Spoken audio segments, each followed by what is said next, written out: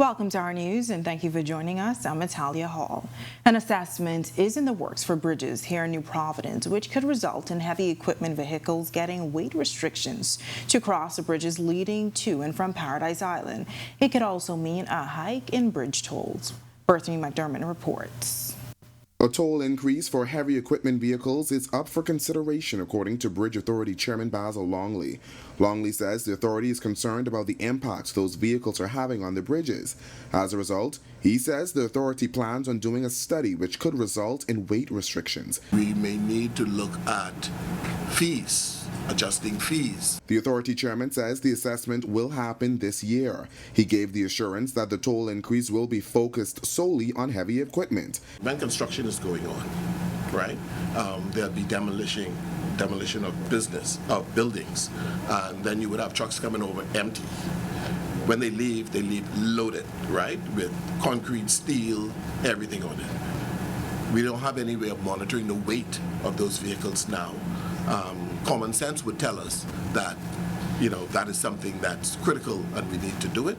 The Sydney-Poitier Bridge was constructed in 1998 and opened to traffic in December of that year. The bridge is 1,930 feet long and 52 feet wide with a single 7 feet wide pedestrian sidewalk. Meanwhile, the older bridge commenced construction in 1966 and opened to traffic in April 1967. The bridge is 1,560 feet long and 36 feet wide. Longley insists that the structure of the bridges are sound. The bridges have some age to them, but the last assessment, which was done fairly recently, the structure of the bridges are sound. Reporting for Our News, I'm Berthany McDermott. Well, the Bahamas Communication and Public Officers Union signing a 3-year industrial agreement with the Bridge Authority today. Union President Sherry Benjamin says she wanted more for her members, but conceded members are happy with what they got. The agreement was an expired agreement, like Chairman Longley said, and we would have hoped that the years that would have gone that was expired, we would have been able to get something for those years. Well, the industrial agreement goes from January 2021 to December 2024. Bridge Authority Chairman Basil Longley says union members will receive benefits, including increments and salary scale increases.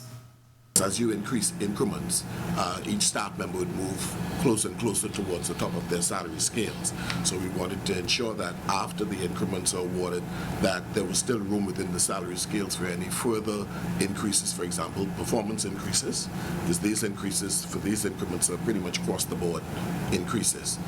So we achieved that. An afternoon drive turned deadly for a 48-year-old man. Police say the accident occurred around 2 p.m. on Monday in James Cistern, Eleuthera. The victim was driving in a black Jeep north on Kings Highway when he reportedly lost control and crashed into a tree. Police say the Jeep was extensively damaged, and as a result, the victim has to be removed from the Jeep using the jaws of life. Well, take a look at this. A private charter bus, H. Forbes Charter, turned on its side following a 2-car collision in Grand Bahama this afternoon. Police on that island say the accident occurred around 2:15 p.m. on Seahorse Road. When officers arrived at the scene, they found a Chevy Malibu with front-end damage, and the bus overturned on the side of the road. Police say the two collided as the bus was traveling north on Seahorse Drive. Among those receiving minor injuries during the crash were 2 visitors and the charter bus driver. The trio was taken to the Rand Memorial Hospital for treatment. When the Our News team arrived on the scene this afternoon, investigators were processing the area. Wreckers were brought in and pulled the bus upright before it was towed from the area. A 36-year-old Grand Bahama man recently appearing in court on gun-related charges. Juven Sawyer was arraigned in the magistrate court for possession of an unlicensed firearm with intent to supply and possession of ammunition with intent to supply. The Freeport resident was granted $9,000 bail on each count with 2 sureties. He must also sign in at the Central Police Station once a week. His next court date is March 21st. Sawyer was deported from the United States last Tuesday following a joint effort between the U.S. Homeland Security Department and the Royal Bahamas Police Force. Well, a comfortable evening in the capital tonight with temperatures in the low 80s. Meteorologist Greg Thompson is live in the Weather Center with the latest. Good evening, Greg. Yeah, thanks, Natalia, and good evening, everybody. Yep, but temperature actually dipped below 80 right now. It's 79 degrees. Mostly cloudy skies. The breeze is keeping it rather nice out there. East-northeast at 16 miles per hour, very breezy. It feels like temperature at 81 degrees. Around the islands tonight, quiet around us. We do have a weakening frontal boundary hanging out just south of the capital. A couple of clouds and some isolated showers mainly across that location. We will continue to watch this frontal boundary dissipate as the evening goes on, but behind that, high pressure will be building in. So we're looking at some breezy conditions tonight, and those breezes will carry off onto the rest of the week. But we're also watching another frontal boundary that should get near sometime by Thursday evening. That's your first check on weather. Stick with us. A look at the tropics and your forecast is still to come. Still to come on our news, a man pleads guilty to theft at a Paradise Island resort. What prosecutors allege, new tonight on our news. And how the Works Minister says work is underway to get to the bottom of Eleuthero's water woes. Plus, shedding light on the next steps for renewable energy in the country. That's all coming up when our news returns.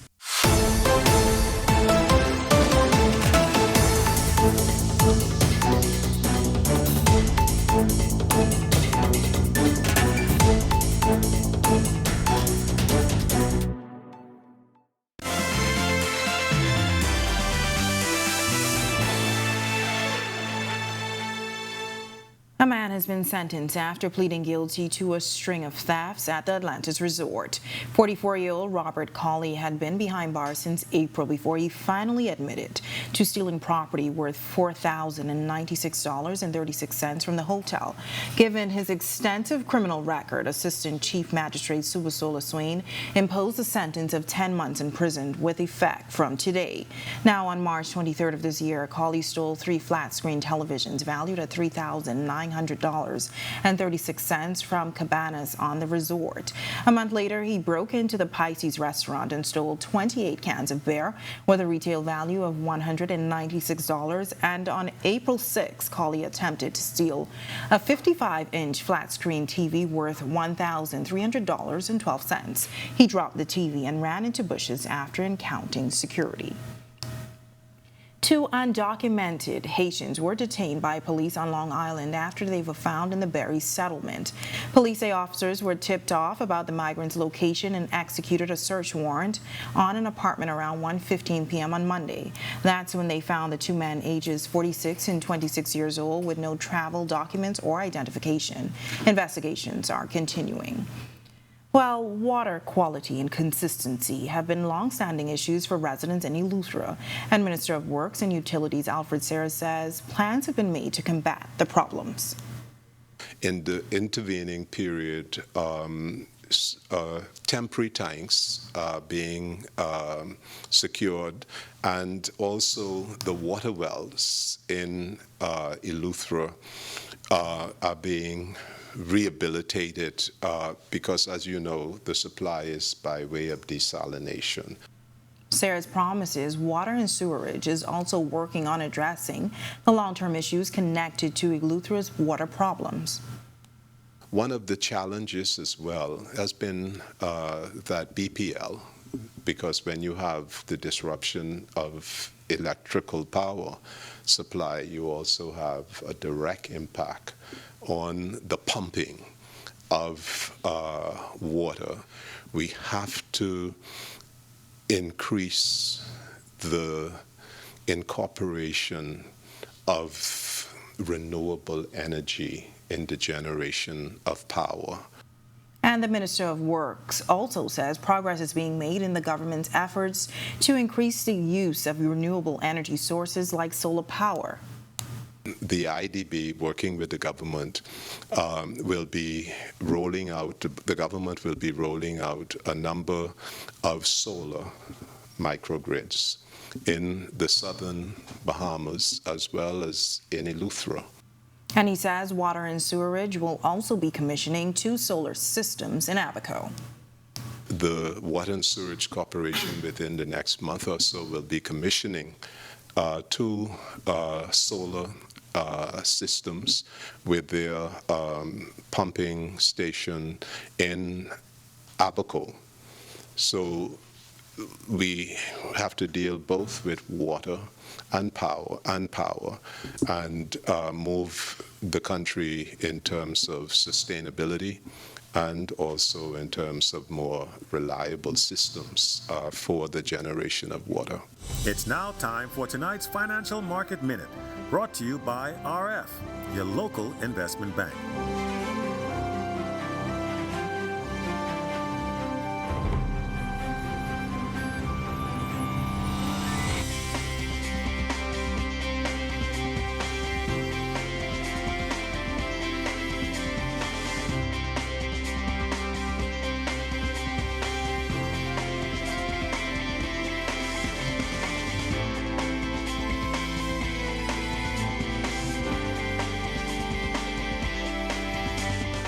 This has been your Financial Market Minute. To explore the best performing mutual funds in the Bahamas, visit our website at www.rfgroup.com. When our news comes back from the break, creating opportunities and focusing on Grand Bahama's economic growth. Plus, coming up in sports for this evening, Buddy Hield and the Indiana Pacers. Solid win against the Lakers. We'll give you details on that. We'll also tell you how the UB Mingos are back in action. That's all coming up in sports. Plus, we'll tell you how a private foundation is helping to fund higher education at the University of the Bahamas. The details when our news returns. It's electric.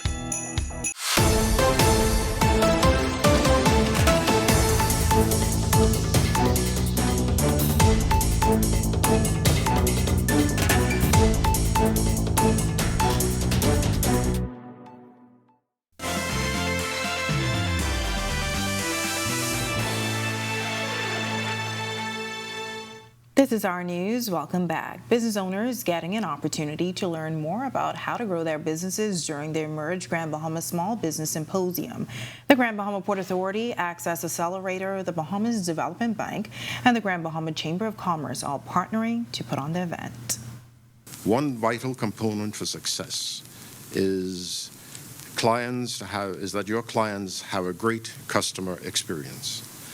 This is without a doubt the key to the success of any business. That's President of the Grand Bahama Chamber of Commerce, James Carey, telling the group to not wait for opportunities but to create them. He was one of the event's featured speakers. Attendees were given key advice from leaders throughout the community. President of the Grand Bahama Port Authority, Ian Rule, says many new businesses have formed during the COVID-19 pandemic, adding that small businesses keep the economy moving. They create job opportunities and drive economic growth in smaller geographic areas. No matter how small it starts, 1, 2, 5, or more employees within that city or island, your small business creates new economies where there was once nothing. Minister of Economic Affairs Michael Halkitis also bringing brief remarks. He says the country's revenue is up as a result of the recovering economy and says government is constantly seeking ways to support businesses. By providing financial resources in terms of capital and as well as technical assistance and advice. Something is rotten in the area of Cable Beach, and it ain't the conch or the fish. Words from our news columnist Tanya Smith-Cartwright in her weekly opinion piece, As I See It. In this week's edition, Smith-Cartwright questions, has the West truly gone wild?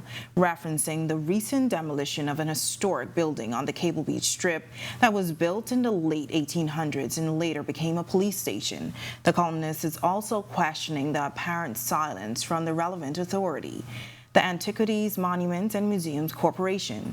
She talks about implications and much more in the opinion section, available now at ournews.bs.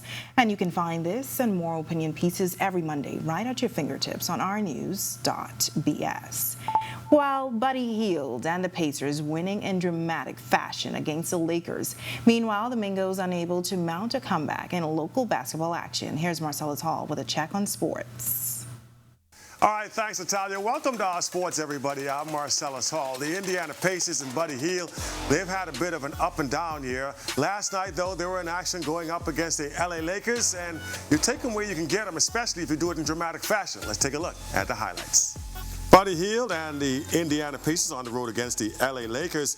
This one turns out to be a pretty good ball game, going right down to the wire. Pacers are racing a 17-point deficit.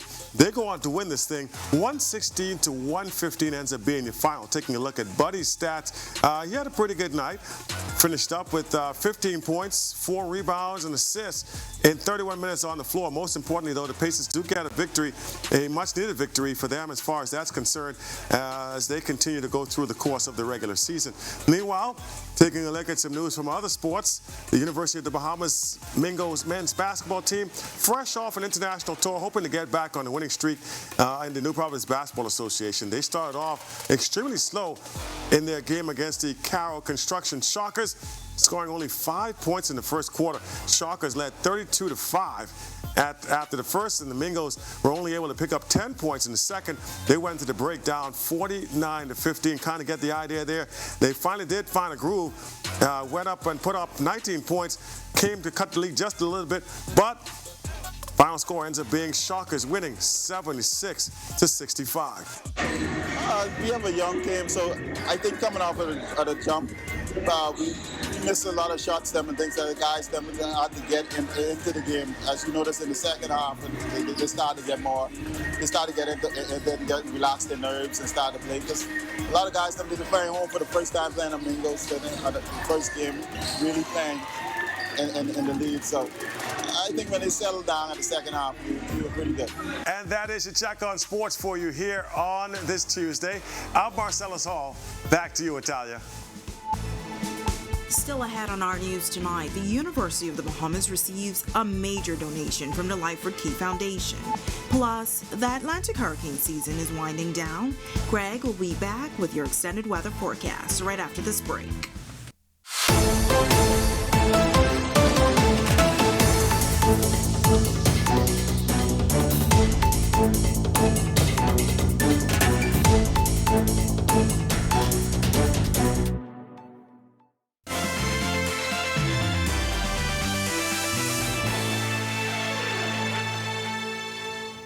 Welcome back to our news. The end of the Atlantic hurricane season is in sight, and it's been quite a season. Here with your extended weather outlook is Greg Thompson. Greg? Yeah, thanks, Natalia. Of course, yeah. You did mention the Atlantic hurricane season is coming to an end. We have one more day left in the Atlantic hurricane season. 14 named storms, and a handful of those were hurricanes, and about 2 or 3 of those were major, and it is all quiet across the tropics right now, so we're not anticipating anything for the rest of the season. But we do have the fronts. The fronts are starting to move down. They're coming at a little more frequent rate, not really bringing in any cold air mass, but sliding slowly across us and weakening as they quickly exit to the east. We have another system that's across the southeastern United States. That's the other front that we expect to get here by Thursday, and that should bring us a little bit of a change in the atmosphere. I know you were looking for some cold air, but you really got to go up north to get some of that cold air mass. Around our area, the high-pressure system will be building in across us behind this front that is now across the central Bahamas, and that high is going to actually give us quite a bit of a breezy week and the end of the week, and it's even going to get a little breezier once this second front comes through on Thursday. A couple isolated showers expected with that, but all in all, it's quiet out there. We will continue to enjoy the weather. If you plan on having anything for the outdoors tonight, it's pretty nice to go out there. Mostly cloudy skies, but we do not really expect much in terms of any rainfall activity.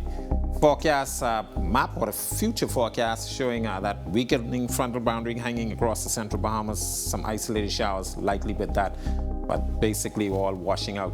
Here comes the other front. That front will get near, as I mentioned, by Thursday. It's going to quickly weaken and exit out towards the east. Like I said, we're not going to see much in terms of any real significant cold air mass behind this frontal boundary, but we could see 1 or 2 isolated showers once that frontal boundary goes through our area. Taking a look at your boating forecast for the next 24 hours across the northwest Bahamas, we have a caution flag in place. The winds are going to be picking up tonight to tomorrow, east to southeast at 15 knot, seas running 3 to 5 feet over the ocean. Your low tide was at 6:50. It should be high just after midnight. For the central and southeastern islands, a caution flag in place for you guys down there. Your winds will be more easterly at 15 to 20 knots. They will be gusting higher, so your seas will be running very choppy 4 to 7 feet over the open waters. Here's a look now at your national forecast.